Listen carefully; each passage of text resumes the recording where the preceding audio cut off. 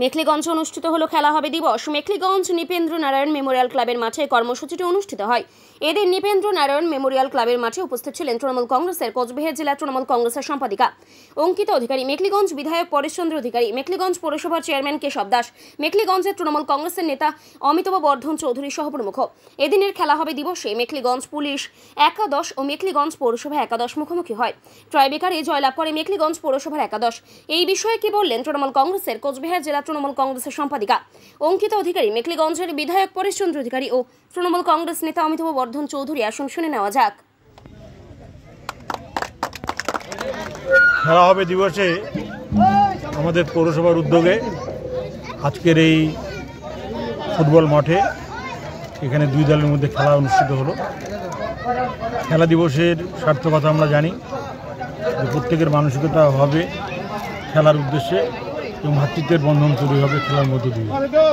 আমরা আশা করছি যে খেলা দিবসের যে উদ্দেশ্য সার্থক হবে আমাদের এই খেলার মধ্য দিয়ে।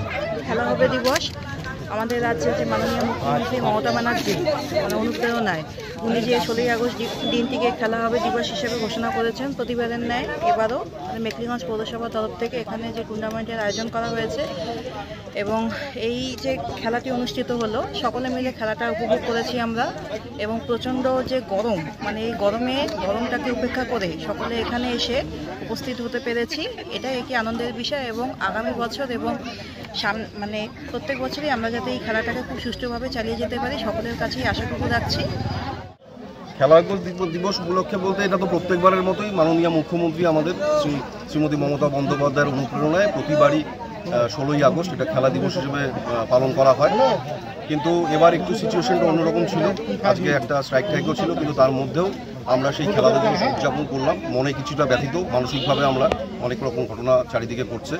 যাই হোক, তার মধ্যে থেকেও আমাদের যে দুটো টিম খেললো এবং মানে বলতে গেলে দাবদাহই চলছে, এত গরম। এবং আমাদের যারা রেফারিরা ছিলেন তাদেরকে অসংখ্য ধন্যবাদ এবং আমাদের যারা প্লেয়াররা খেললেন তাদেরকে অসংখ্য ধন্যবাদ।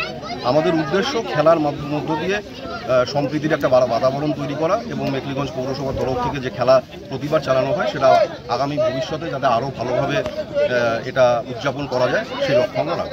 ধন্যবাদ।